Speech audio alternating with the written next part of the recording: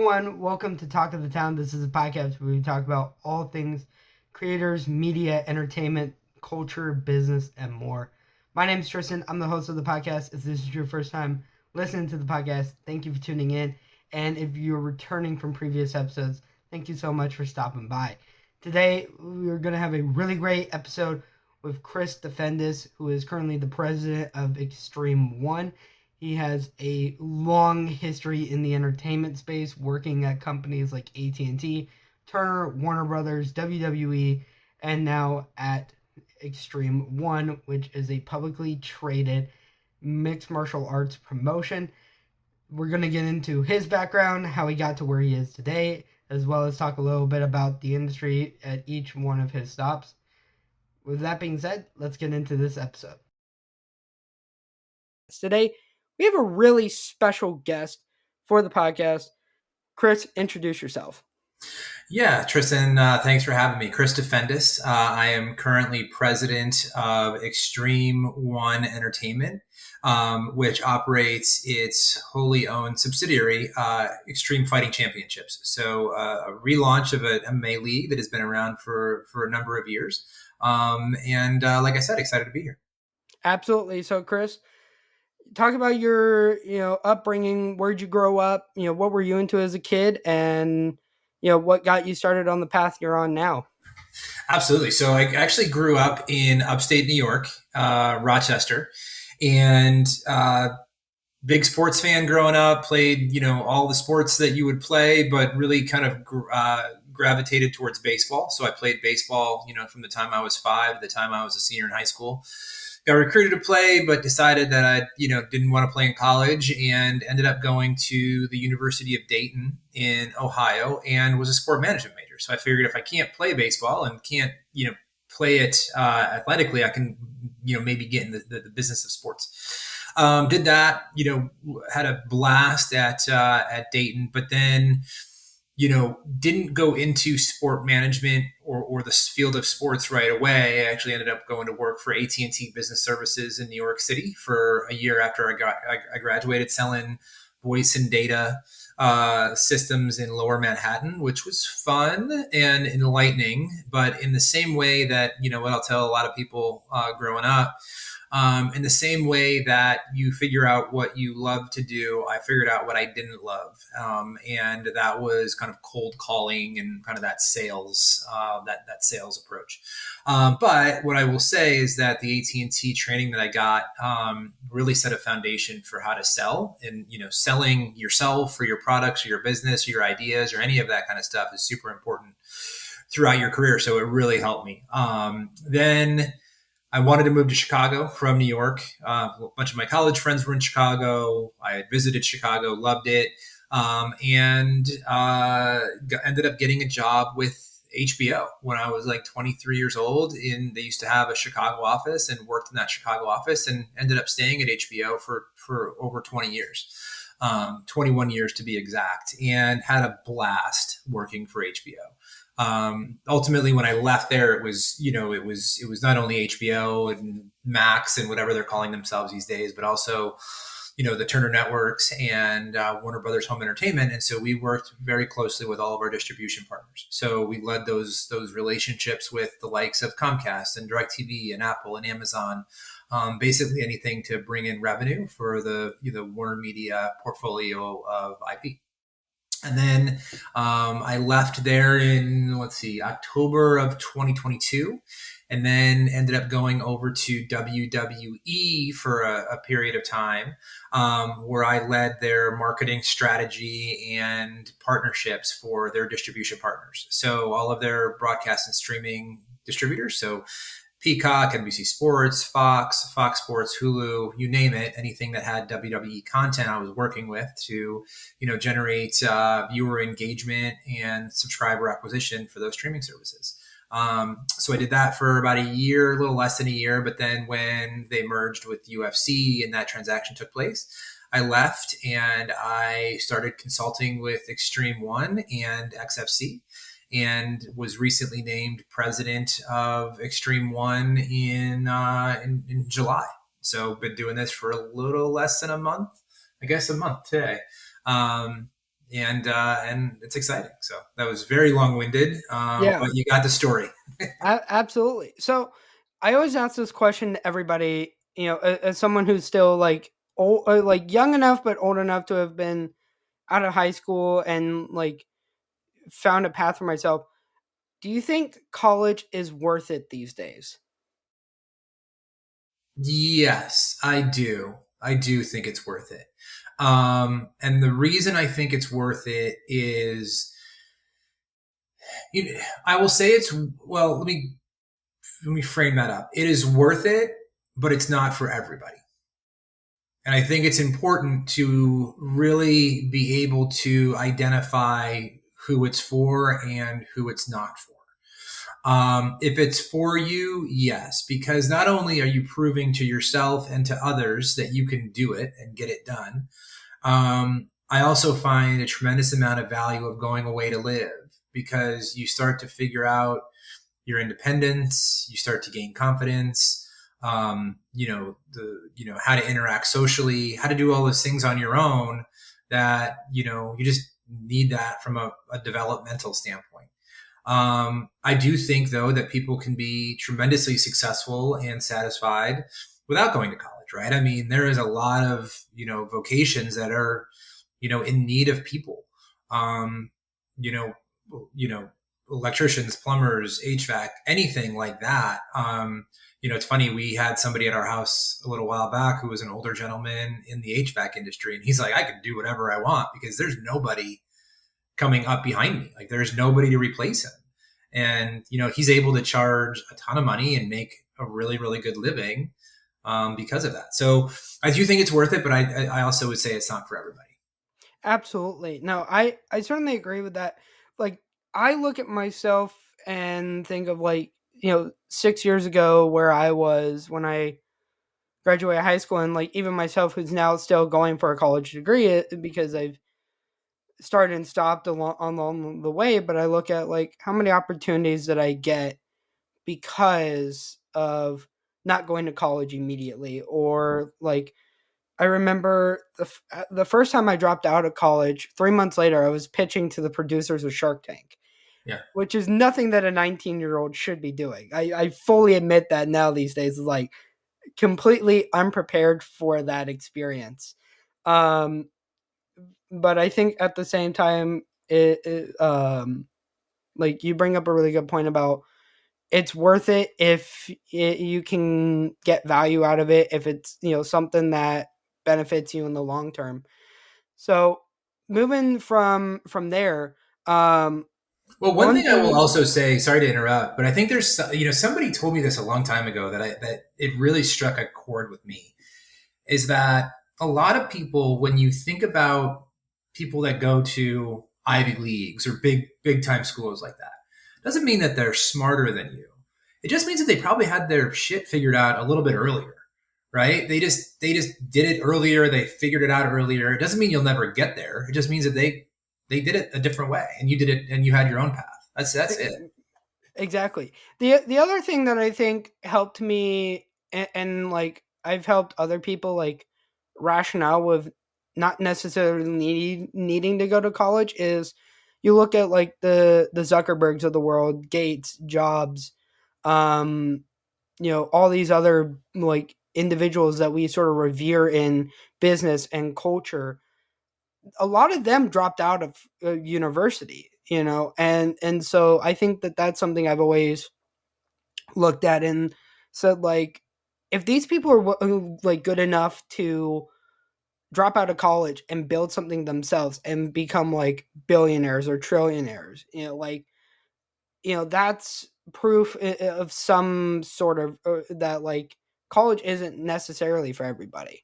True, but I will counter that, and using a sports analogy, right? So, everyone thinks they're gonna, get drafted and make it to the NBA and make millions. And in reality, only 0.0001% of basketball players actually do that. I would love to know, when you took a look at how many people did drop out of school because they were going to be the next Zuckerberg or the next Bill Gates, and they didn't be that. Like the odds are that you're not going to be that person. So I would just say that, like, with a, just look at it through that lens as well. Absolutely. So fast forward into your time with HBO, right? It's such a long period of time there. You were part of HBO, especially as a account manager at the time when they were really doing the whole "it's not TV, it's HBO" campaign. What was the culture like in the early days of HBO, and then as the platform grew to what it is today? So the culture at HBO was amazing, and I mean that wholeheartedly. It was a job, right? Like, we all got paid to do it. It's one of those things that there was some stresses and there's some frustrations, just like any job. But you knew that you were working with the best and smartest and most committed group of individuals in media at that time. And you also, now in the moment, hindsight's 2020. So in the moment, you're going through everything. But I recall, and so the difference between kind of where that world is today and where we were was, I remember vividly that when Netflix was becoming what they ended up becoming, we stuck to our guns. We did our own. We didn't let them or anybody else influence our strategy or direction. We knew that if we made amazing content, that good things will happen, and we would continue that trajectory. And there's a couple books that were released the last couple of years that talk about the history of HBO, and the theme in those books is HBO always went against the grain. Everyone wanted to go right, they went left. Everyone wanted to zag, they zigged. And that was in their DNA. And I think what happened was, as Netflix got more successful in the last 5 to 10 years, that's when Wall Street started to say, you guys, not only us, NBC, Paramount, CBS, everyone, you need to follow Netflix's strategy. And so everyone started playing chase with Netflix. And I think HBO lost its way of what made it super successful in the first place, because now we were trying to become something that we weren't, versus something that we were good at. And I'll say in the moment, right? So even back when we were developing HBO Now and HBO Go, there were some conversations and some hard choices that needed to be made. And, in terms of what we were and what we did, right? When you think about what Netflix was back in the day, they were a technology company that had good content. We were not a technology company that had great content. And so everyone's saying, oh, you got to improve your technology and invest in the future, which is true.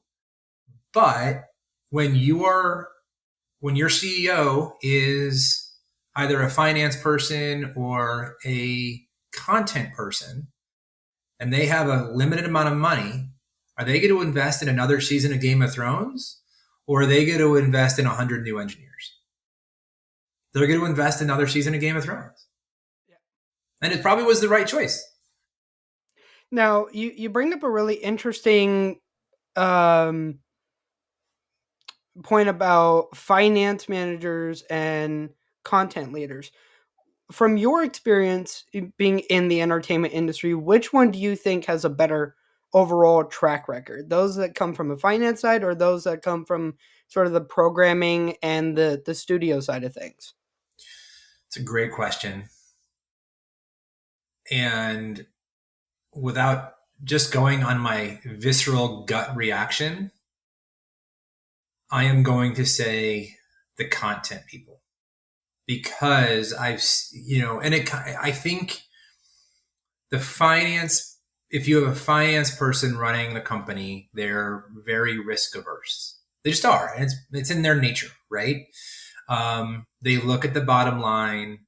They look more closely at everything, versus a really good content leader who has a um, instinctual ability to tell a story that resonates with an audience, that will lead to success. I've always kind of thought though that you needed both, right? So if you could have, and it's easier said than done, but you had a business leader and a content leader that worked really, really well together, you could do anything.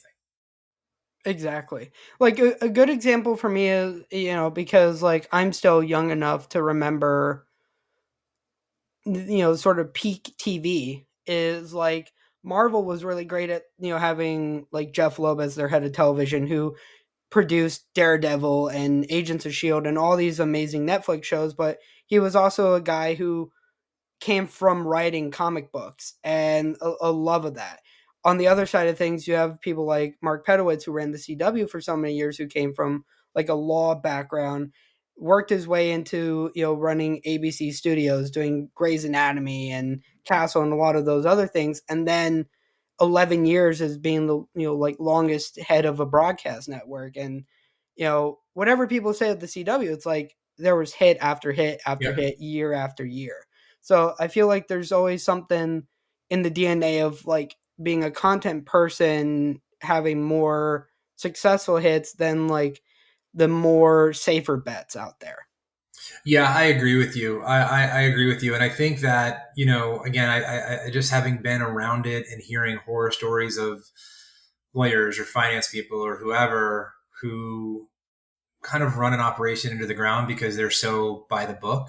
Now, don't get me wrong, there's also horror stories of content people who are prima donnas and divas and think that their ideas, are always going to be, gold. But I just think in the creative world, I mean, there's always been a friction between, you know, right brain and left brain thinking, right? And it's just a matter of the best organizations can balance those two versus having one ego overtake the other. Absolutely. Now, with your time at HBO, what are some of the lessons that you learned, both from your roles and then also mistakes that you made along the way? Well, I didn't make any mistakes. I'm joking on that one. Lessons learned.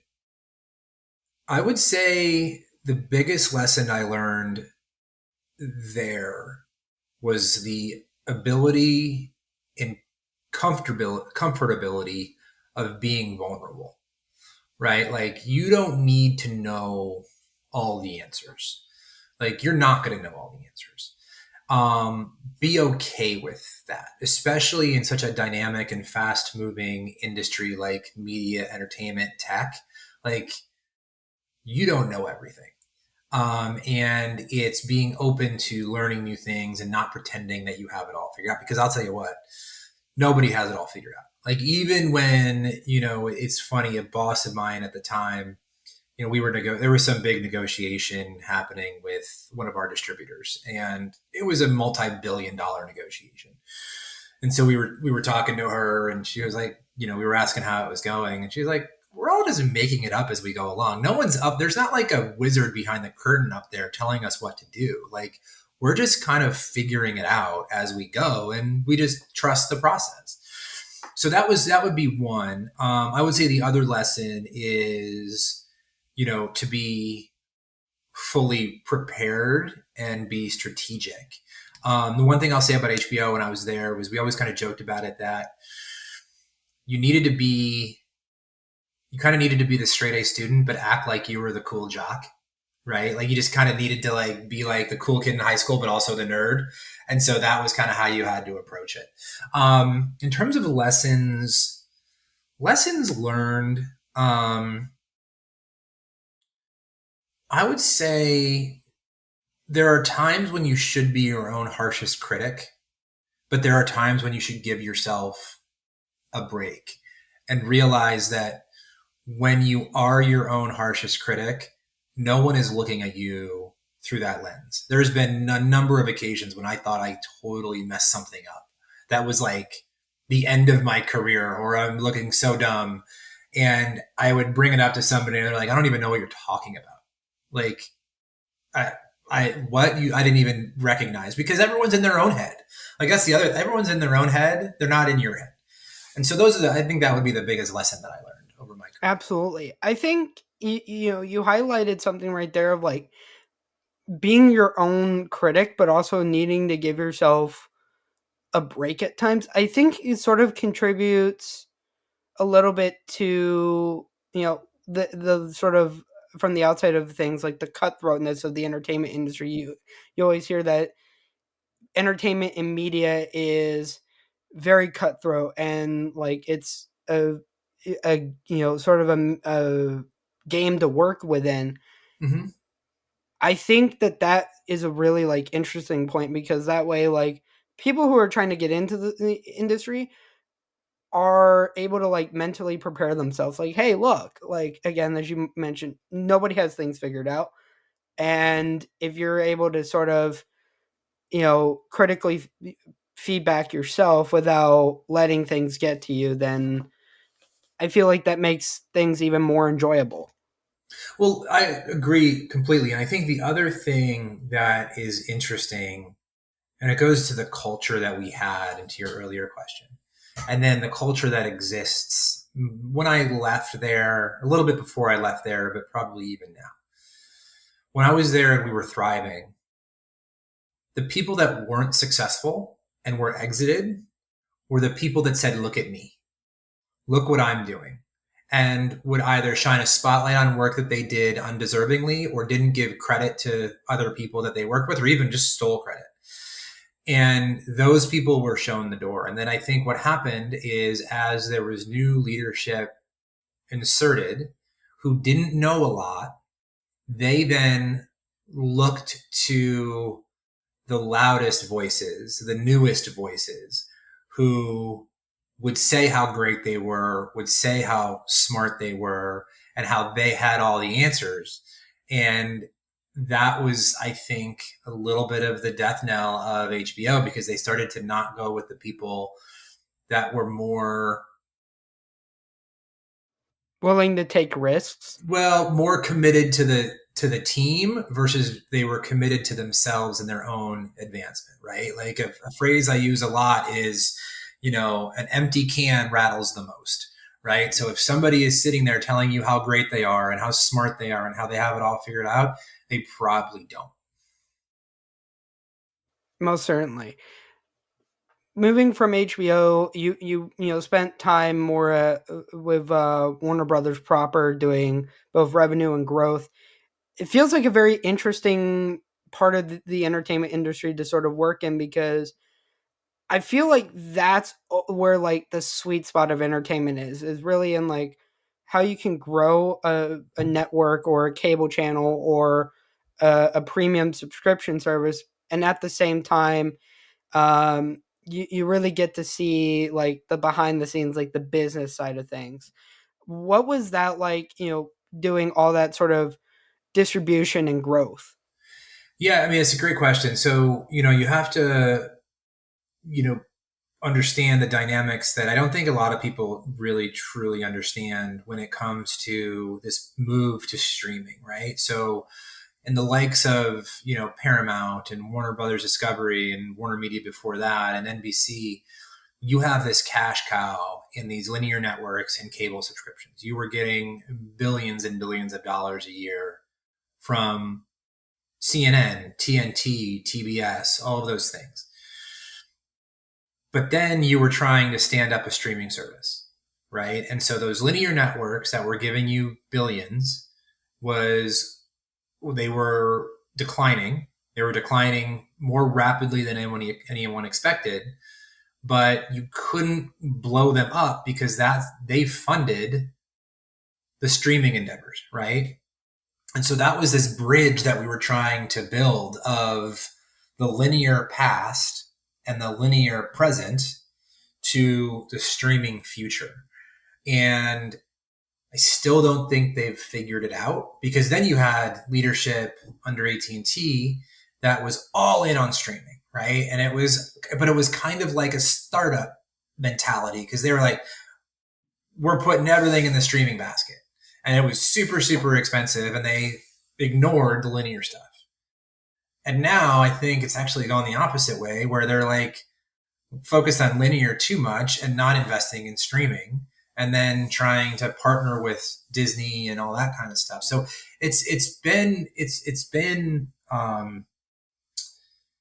morphing into different things and in different ways. And I don't think anybody other than Netflix, frankly, I don't think anybody has it figured out. Do you think that there's a way where both the linear environment and a streaming environment can coexist and have that sort of, launch on a linear and then move to streaming and both complement each other? Or do you think it's still going to be sort of this, you know, switch between one set of distribution over the other, depending on leadership?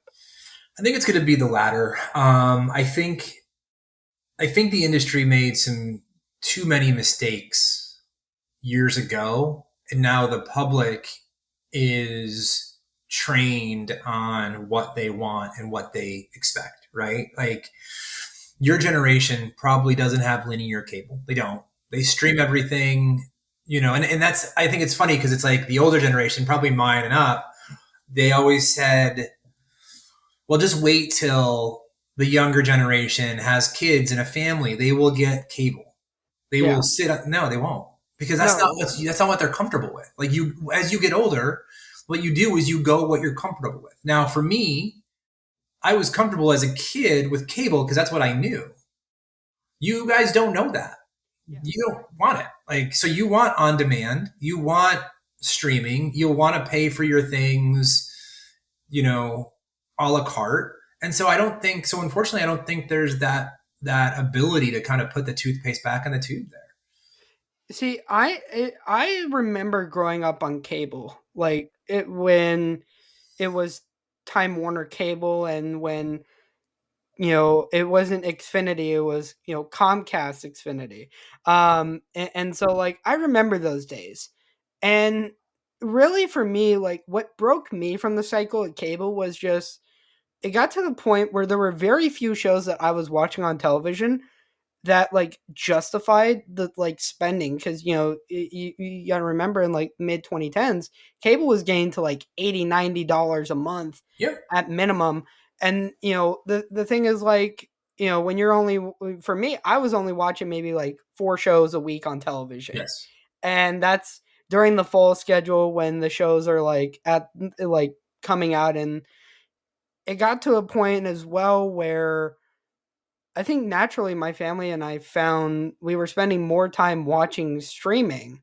We still went with like internet TV because we were able to get like a third party service cheap, and it was like nice enough to where like okay, we could tune in if there was something we enjoyed, but it was very much of like we used streaming as also a way to discover stuff that then we like would go figure out, like, oh, is this still on television? Okay, let's go watch that. Mhm. And so I think you bring up a really interesting thing. I'd like to see a way where the two can balance between each other. On the point of the linear environment of broadcast and cable TV, and sort of this state of flux that it's also in, do you see is sort of a way in which the environment of broadcast and cable strains itself out? Because it seems like all the broadcast networks are now doing the exact same thing from each other. A lot of the cable networks you hear of, Paramount selling networks, you hear of others that are not having as great of success as a recent. What do you think? I think to go back to your point, I think it's a self-inflicted wound to a certain extent too, in the linear and streaming stuff, because what's happening is all of the linear networks that own streamers, they're not putting any of their good content on linear. They're putting it on streaming. So of course, why would you, to your point, why would you subscribe to cable right now? If you're not a sports fan, you have no reason to subscribe. There's nothing on there that you would really want to watch. It's more of a comfort thing. It's news, it's sports, and that's it. I think your question, what I think you're going with, is I think there will be continued consolidation in the industry. I think you will see, Amazon will stick around because they have bigger appetite to get into sports and basically sell more paper towels and toilet paper and all that kind of stuff. Netflix obviously is not going anywhere, and they have such a big head start. Um, Apple will stick around until they don't want to. I think they could walk away tomorrow and be like, "Oh, that was fun. That was a fun little experiment, and we spent billions and billions of dollars, but they're worth so much money that they could literally just walk away and be okay with it." But I don't think they will. And then you have Warner Brothers Discovery, Paramount, and NBC. Those they will consolidate. Like there'll be three will go to two, and two might go to one over the course of the years. I think when we spoke last week, I see this very, very much akin to the music industry when they went from 10 to 15 music labels to now there's three. There are three, and they each have a monopoly, right? Like Yeah, a streaming service needs to have all three. They can't have two of the three. That's probably how it'll go. You'll have Apple, Amazon, Netflix, and then a fourth one, a fourth and a fifth one. Disney, Disney's probably not going anywhere, but like you get where I'm going with it. So, and then who knows on the linear side? I mean, there's gonna be a lot of consolidation with the networks and networks just shutting down.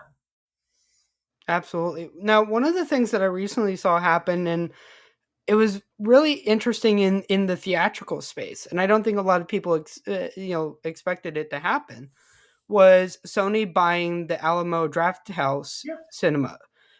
Do you think that that is a smart play? Like, from an outside perspective, what do you think their strategy is? And do you think it has sort of legs to stand on? Yeah, I mean, I think it's fun. I mean, I think it's interesting, right? I think the the theatrical experience needs to be changed in a very significant way, right? So I think it's a smart strategy. I think it's going to be like a game changer for them and like gonna catapult them into the stratosphere, financially and economically. No, probably not, but it's going to be a great opportunity for them to test things, right? Like even today, Sony just announced a partnership with the NFL where they're going to be their tech partner, right? And so they're going to be doing some things with the first down markers, some new cameras, audio capabilities, things like that. Why not do the same thing in these movie theaters? And you can do it with innovative screens. You can do it with innovative audio technology. You can do different kind of fun things. Like, imagine if Apple opened a movie theater chain, like how cool that would be.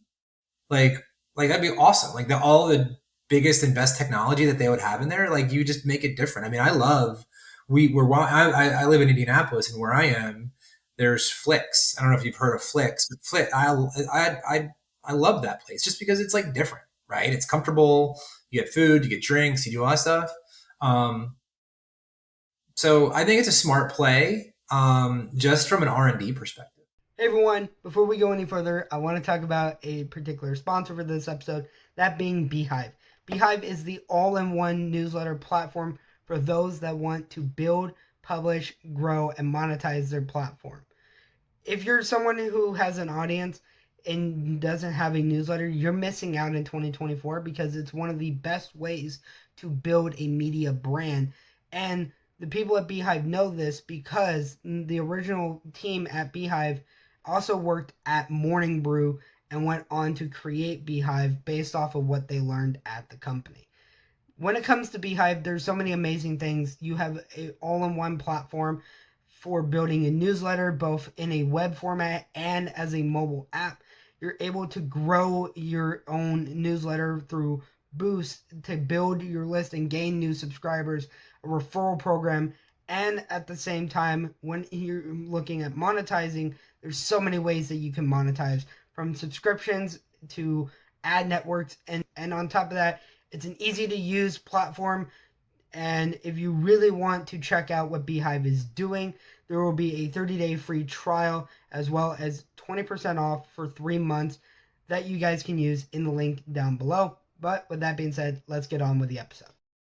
Yeah, I also wonder, what the sort of um engagement and like activation side of things will look like, because you can do fan screenings, you can do exclusive premieres, you could do all sorts of stuff, very very akin to like how Disney does a lot of their premieres at the El Capitan in downtown LA. So I think it's a very interesting thing. I think a lot of people were surprised because I think a lot of the people on the outside of the industry, the more like entertainment and pop culture people, still thought the Paramount decree was in effect, only to find out that like, no, this went away years ago, and Yep. like this is perfectly doable. Yeah. So from there, obviously, as you mentioned, you went and worked at WWE.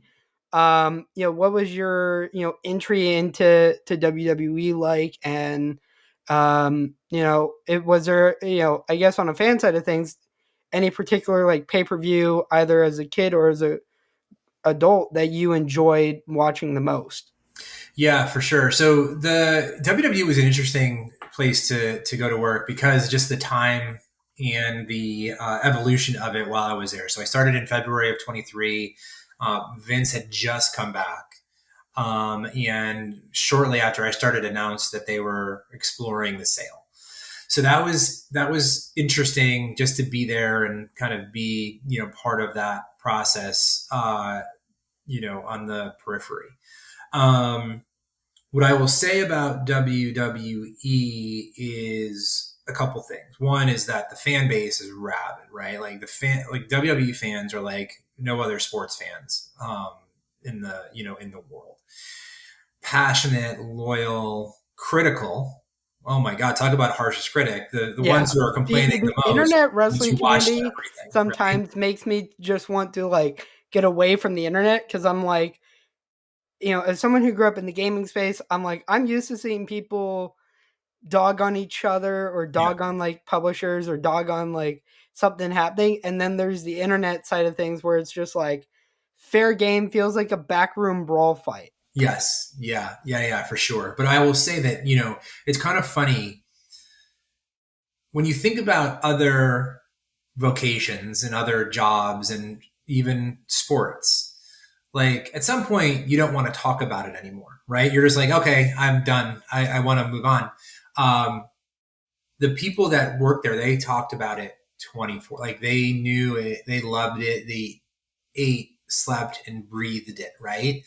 So that was interesting. And one of my jobs at the time, and this is probably the biggest challenge, was how do you broaden the audience, right? So you have the core fan, the ones who watch everything, and then you have the passive fan, the ones who watch like WrestleMania because it's WrestleMania, right? And so we looked at it on a spectrum. You had the non-fan, the passive fan, the core fan.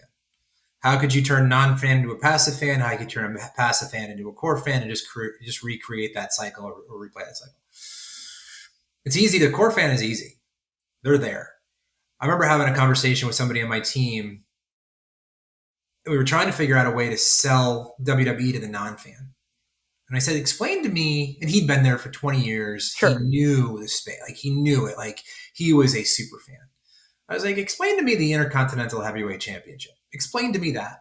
Like, I look at this website, the WWE, and it's long, and there's a bunch of paragraphs about it, but explain it to me. And 4 minutes later, he's still going on. I'm like, you have 10 seconds, 15 seconds to explain it to a non-fan because they don't care.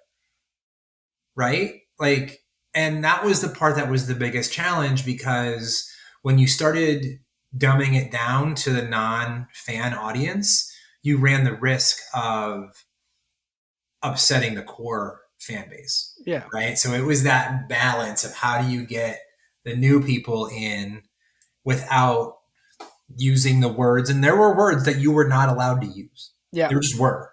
Like, I'm not talking swear words. I'm talking words. Like certain wrestling terminology I've always heard was like banned.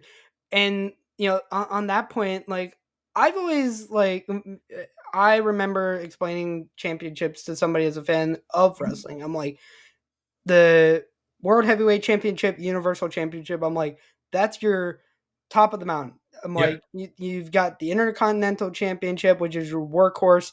You put anyone in there, and you know that they're going to knock it out of the park. Yep. You've got the women's titles, the tag team titles. I still wish that they hadn't retired the 24/7 championship because I Yeah. loved like tuning in and watching the crazy of like, especially that whole gimmick of like, this can be defended anytime, any place, anywhere.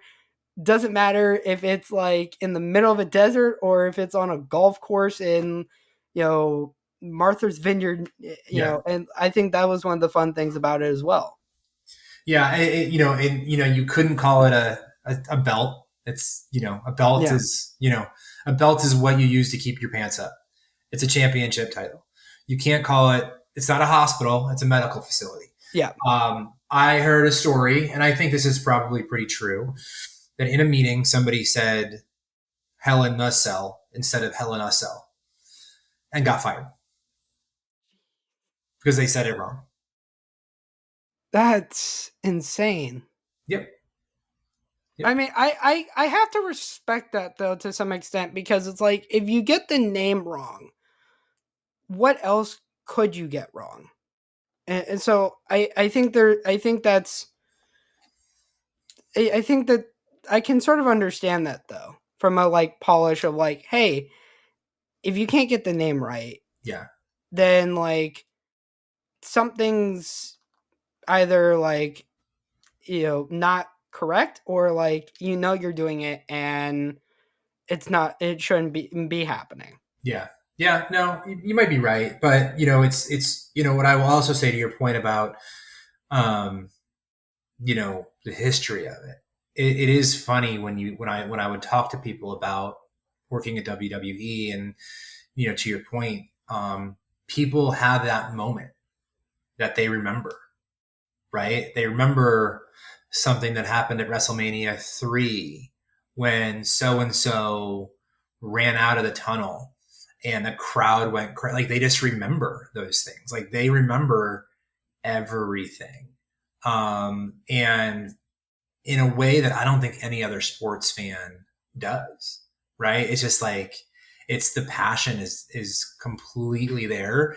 And I'll be really curious to see what happens when they move to Netflix, if they're able to expand their audience in a meaningful way. I think the nice thing about it moving to a Netflix like platform is that it doesn't matter now like wherever you are in the world. You can watch it live, but then you can also at the same time like go back and watch it whenever you want to. And so I think like that'll be a really interesting thing because like it's always either been like, okay, you can watch WWE on like Hulu and then you can watch it on Peacock and then watch it like the pay-per-view structure or the PLE structure has always been Peacock in the United States, Mhm. WWE network everywhere else. And now it's like one whole place where that will be, I think is really interesting to see things. Yep, But absolutely. Yeah, for sure. from this point in the podcast, I like to do a little thing different, which is turning the tables over, letting you become the host and bring up questions, topics, things that you want to talk about. So, Chris, the floor is yours. Well, I think just for you, because I'm not as ingrained in this world, but I know that you're big into gaming and where that's going. Where do you see that going over the next few years from a gaming perspective? You know, I think that I really hope that like publishers step back a little bit from the like microtransaction model that we've had for so many years. Like I remember back in the day with Call of Duty where it's like, okay, you had four things a year. It was $15 each time. You got like insane value out of it. And there were other games too where it happened for sure. Like Halo was a good example of this. And I think some of the fighting games at the same time were very much of that. I think these free to play games like Fortnite, Valorant, X Defiant, and a few others that have come out, I think have really done some interesting things, and especially like X Defiant, which is ran by Ubisoft, former Call of Duty leadership, behind the project. They've really taken a fan approach to things versus like how can we milk this fan base for money and like just create like a product that actually people can enjoy. So I think there's that aspect of things. I think the gaming industry is still figuring itself out right now, like on the competitive side of things. It's very obvious that, and I had been saying it before a lot of other people were saying it, that franchise esports with like Call of Duty, League of Legends, Overwatch was not going to work. Um, Now, it's nice to know that, like, hey, we're sort of in this wind down period where these um, championship leagues are reformatting themselves to, a more community driven environment. Like recently with Call of Duty, Optic Gaming, one of the biggest Call of Duty teams and biggest gaming organizations of all time, um, for the Call of Duty Championship, they got to host it in their home city. It was their, event team that put on the entire thing. They did things in a way that were so amazingly done inside of a relatively small arena that like it, now sets like an example for like this is how you should run an event. I think Before you go, why did you think that they weren't going to work? so for me it was mostly on the side of things financially. Like a lot of these required like you to have like a 15 million, 25 million dollar buy-in just to be a part of the league.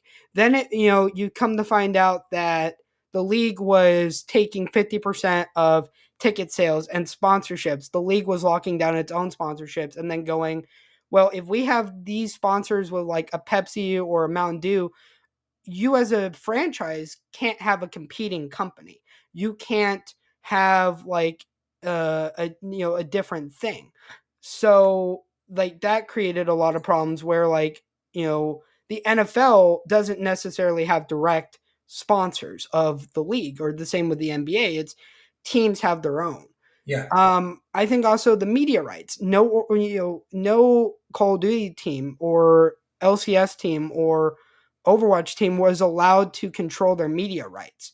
Everything was packaged together with Twitch or YouTube, and that was it. But also, the teams didn't see any of that revenue. Whereas like with the NFL or the NBA, where games are broadcasted, those teams get a percentage back. So the first year of like the Call of Duty League, for instance, in 2019, 2020, only one or two organizations out of the initial 12 got close to break even or broke even. Everyone else operated at a negative loss, and it compounded over time. And I bring this as an example because like a lot of the owners of these franchise teams are like the Wilpon family who owns the Mets, the Cronkies, the Kraft family. So these are people who, from a traditional sports environment, looked at esports, thought this is really great. Were sold by these publishers of like this is a really great thing, without realizing that like comparable to other sports and like entertainment options, gaming fans and viewers don't like, while we have like a ton of discretionary income, we choose not to spend it. you know Mhm. and so like all these sorts of different things to me was where I kind of said it fails, or like it is just propped up like like a um I'm trying to think of like a proper analogy, but it was propped up on like the belief of like, well, you don't want you know competitive Call of Duty to die, don't you? You don't want Overwatch to fail and not have a competitive environment for people to build a career. So it was always this sort of like a lot of people, especially on a semi-professional level, were annoyed and hating it, and a lot of the ex MOG people prior to Activision acquiring it were very much against the things being done, but at the same time, you're stuck in that hard place of like, do we really want to blow up the the thing holding it together? Mm-hmm. That makes sense. Okay. So that's sort of my stance on where gaming is right now. Um, I think for me as someone who spends more time with gaming content, it's nice seeing a lot of these people who have transcended gaming and pop culture into sort of celebrities of their own, whether it's like Ninja, who went from Halo to Fortnite to being this mega success for a period of time. You see this with Mr. Beast. Like, I remember back in the day when Mr. Beast was creating Call of Duty videos and like sit down videos, and now, doing Beast games with Amazon. Yep. So like, those are the types of things where I'm like really proud of the gaming space, because it's given so many people careers of their own and like the ability to forge their own path, and also take a lot of lessons from traditional entertainment and bring it into a digital front. Do you see the continued development of gaming IP into content like Last of Us and things like that? I think it can be done well. I know what like Resident Evil went on Netflix. I thought that was great. I was one of the silent minority that liked Halo on Paramount Plus. I always explain to people like adaptations of games, of films, of books. There's always going to be something different. Yes, it's better to have a creative person who has played the games or read the books and understood like where to draw the line on how to tell the story. But I would like to see some games out there turn into TV shows or audio series, or other types of things. One of my favorite investments I ever did in the startup world was with Skybound, the guys that make the Walking Dead franchise, and there's they also do Invincible with Prime Video, and some stuff with Audible, and their own theatrical. So for me, I'm always like, there's tons of indie games out there. There's tons of things that are always coming out of the woodwork that you get to see become a success in their own right. So I think it takes a little bit of time to find the right project, and then the right people to shepherd that, because otherwise you come away with like a series that nobody likes, very few people watched, and then it sort of dissuades anyone from wanting to try and do justice later on. Yep, that makes sense. Okay. So, any other topics, No, I think questions that's you want? that's that's the stuff on the top of my mind. Perfect. Well, going from there, let's talk a little bit about Xtreme One and what you're doing there, because I think right now we're sort of in a renaissance period with the fighting space, Mhm. and at a point where the UFC is still the king of everything, but you've got Bellator, you've got the PFL, you've got one championship over in Asia. Where do you guys see fitting in sort of this little environment of fighting promotions? Yeah, absolutely. So I think you're right in that it is a renaissance, right? And that everyone, the UFC is becoming more and more popular, and it's becoming must see TV, right? And it's becoming, you go to UFC, even though 304 wasn't that great. I know it was panned a little bit, but just wait till I think in September they're going to the Sphere, Yeah. Wait till you see that, right? And wait till you see who's in the crowd for that. Like that's the other part. There's a ton of celebrity involvement, exposure. It's just cool, right? And I think where we see the white space is you have UFC, which is number one. You have PFL. To your point, you have one championship.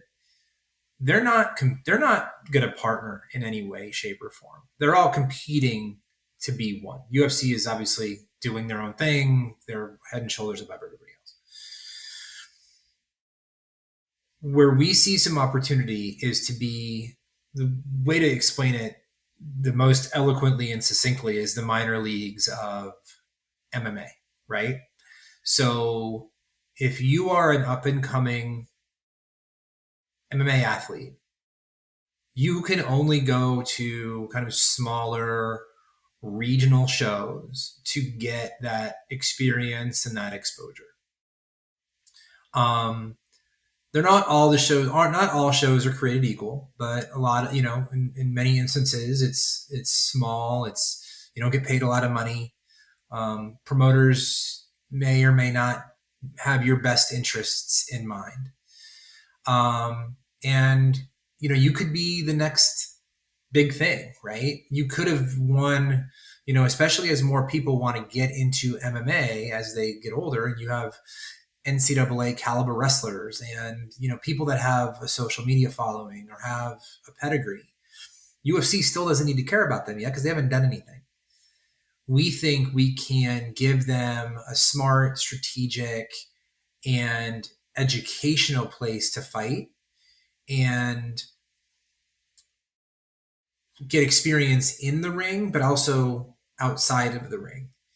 And that's our thesis. And we do it, we're publicly traded, right? And so, I mean, when you think about it, how many publicly traded MMA leagues are out there? One.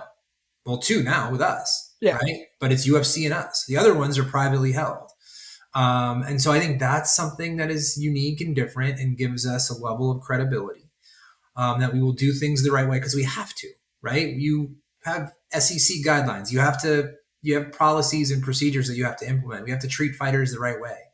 And we plan on doing that because the way that we look at it, especially some of these smaller promotions, if they have somebody who's going to go to the UFC or somebody who's a rock star, they actually don't want them to go because that's their meal ticket, right? Yeah. Where we look at it like celebrate it. Could you imagine a minor league baseball team not letting their stud player go to the majors? Like it would never happen. And we look at it like if you do well with us, like we want you to move on because that just creates a cycle of now the next generation who's coming up will want to fight with us because they see what's happening and they see where they can go. And we do want to give them, we want to arm them with the tools to thrive, right? Not only in the ring, that's one thing, but how do you optimize social media? How do you take advantage of TikTok and YouTube and get headshots and get good video content? Because a lot of these fighters, they don't know how to do that. They think, and it's probably understandable, they think if I just go kick ass in the ring, I'm going to be good. It's not, that's part of the equation. You have to be able to sell fights, right? Yeah. And so we can teach them that. Financial literacy is another thing. People, unfortunately, people take advantage of fighters, and it's the age old thing. They took advantage of boxers back when boxing was big. Now they take advantage of MMA fighters. Like they get taken advantage of. And so if we can do it the right way, then that's a success for us. Absolutely.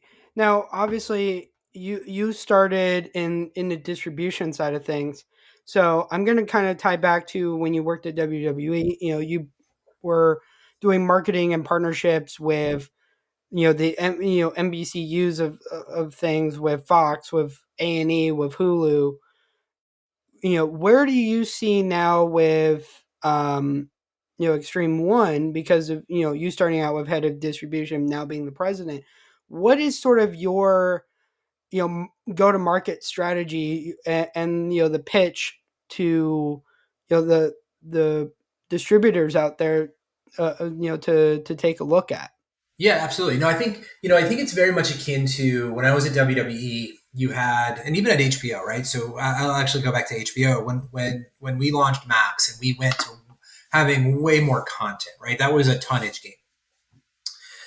Before we did that, you knew, all right, Game of Thrones is coming back, or Succession, or whatever, and that was your big thing in Q2. But then you had a lot of content premiering at the same time. So what we had to do was start to categorize that, right? We couldn't treat everything like it was a priority because not everything was a priority. So we said, okay, we have priority one, which would be the return of Game of Thrones, right? And that's going to drive new subscribers into the service. And it's also going to help with retention, and it's going to help with existing engagement, right? So it was kind of the trifecta. Then you had kind of what we would say would be tier two, which would be a lower, not terrible, but like not as a high profile of a series. Probably not going to be generating a lot of subscriber acquisition, but engagement for existing subscribers would be there, right? Then you'd have tier three, which was kind of very niche programming that was really for like the super HBO fan, right? Like they would watch that stuff. And then we would work with our partners to be like, hey, if you're only going to focus on 5 things this year, these are the 5 priority ones. And this is kind of the marketing menu and how we would structure it. We looked at WWE when I joined there in kind of the same way, where you had the PLEs, that was our tier one stuff. Then you had SmackDown and Raw, which was kind of the tier two stuff, right? Yeah. And then you had NXT, which was the core, like the super fan was going to watch NXT. Yeah. Right. That was it. So now I look at it, okay, when we're defining our audience in the MMA space and what Xtreme One is, we're still formulating it and still need to execute on a plan. But you have UFC is for the core fan, but also the casual MMA fan, right? They're going to watch it because it's what everyone else is watching, some celebrity sightings, a lot, like it's just part of the zeitgeist. That's not who we're talking to. We're not there yet. Maybe we'll never get there. We are talking to the core MMA fan who's like, I want to know who's up and coming. I want to know who's fighting. And what we're going to do too is also visually, and it kind of goes back to my distribution chops, is we need to go against the grain a little bit. It goes back to the HBO stuff. Like, can we do things in our visual presentation? Can we do things to bring out the characters of the fighters? We had, in our first fight coming, since I was there in Lakeland, we had a fighter on the card, a woman who came out in full Indian headdress garb. Like she was a show woman. Like she knew how to play the game. It was awesome. Then the next one in Detroit, she fought again. She had 2 flamenco dancers coming out with her, right? Like it was just cool. Like it was just different. Yeah. Like you can't always get that, you're not always able to do that in all of the other circuits. So we want to take advantage of that and do some things that I saw at WWE from a visual perspective and a storytelling perspective, and you bring that over to the competitive landscape and do it in the right way. I think it'll be very compelling. Now, one thing, that I've seen both in the wrestling side of things, and I'd say, All Elite Wrestling, AEW, was sort of the first one to do this, where they had, shows that were on digital platforms first. Like they did their, sort of underground, like Dark and Elevation show on YouTube. Do you think that that's an interesting space for you guys to play in, where you can do, like YouTube exclusive stuff, or like stuff that's, more towards like TikTok or, Twitter? I think so. I mean, I think, I think so. We have to get there first, but like it's the storytelling, right? It's how do you tell a story, and what is that story? What does that look like, right? Is it a short form piece of content that's 3 to 4 minutes that lives on social? Is it a half hour, 45-minute, hour piece of content that you're selling the rights to? I think it depends on what you're doing and how you structure it. But I think right now in the short term, it would be that short form kind of, longer short form content that you're putting on social that ultimately is driving to engagement and viewership of our content. Absolutely.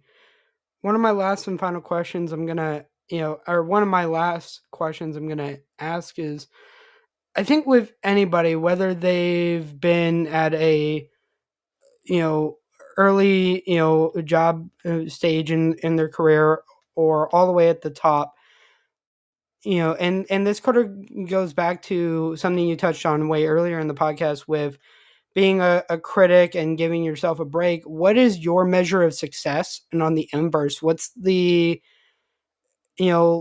measure of failure for you both personally and professionally? Um, it's a good question. I mean, I think we have to take a look at it outside of just work for your measure of success, right? I mean, I have a family, kids, all that stuff.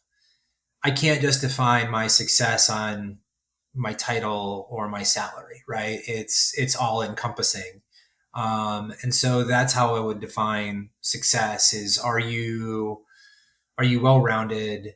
And I always said this when it was related to work, but you're always going to go against somebody when in your career and you're competing against somebody to get a promotion, to get a job, to get whatever. A lot of times you know those people. A lot of times you know those people well, they're friends, they're colleagues, they're whatever, but you have to go against them because that's just how the world works.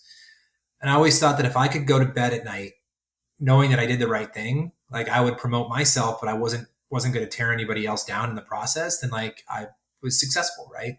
It's a little bit of integrity and character. So if I can go to my element of, or my how I evaluate success is like, am I doing the right thing day in and day out, whether it's with my career, my family, my kids, whatever. And if I can do that, then I'm going to sleep well at night. Um, oh, go ahead. I didn't And, mean to and in cut you terms off there. of failure, I mean, it's along those same lines, right? If I get outside of what my values are, and I think as we get older, we get better at understanding what those values are and what's important to you. But if you start to get outside of what those values are and you lose sight of who you are, that's a failure. Absolutely. The last question I have is, you know, where you are right now in your career. Let's say, this is a question sort of for the 18-year-old Chris or the other 18-year-olds out there who want to break into entertainment or just have a successful career. What's some advice that you can give? The advice that I would give is there's two things. One is take your job seriously, but don't take yourself seriously because no one wants to hang out with you if you're that person, right? They just don't, right? Be fun, be lighthearted, but be serious where it makes sense. And the second is even if you doubt yourself, even if you doubt you can do it, just say yes. Just say yes and figure it out as you go. Don't worry about you think people are taking advantage of you or you think this or you think that, you think you can't do it. Just do it. Just go with it. The world is full of people that have a ton of anxiety, that have a ton of imposter syndrome. Just go for it. Just go for it. Absolutely. Well, Chris, I thank you for coming on to the podcast. For the people that want to check out what you're doing, and the same with Xtreme One, where can people find you? XFCfight.com is where we will have the latest and greatest, and we're on the precipice of doing some cool things. We're still in build mode. We will always be in build mode, but we're ready to take off. Absolutely. Well, Chris, thank you again for coming on to the podcast. For those watching and listening to the podcast, thank you again so much for tuning in to a new episode. Really means a lot to myself and all the guests that we bring on the podcast. And, make sure to go check out the sponsors of the podcast. They're part of the reason why this podcast gets to continue to run and thrive and be better and more challenging over time. But with that being said, we will see all of you in the next episode.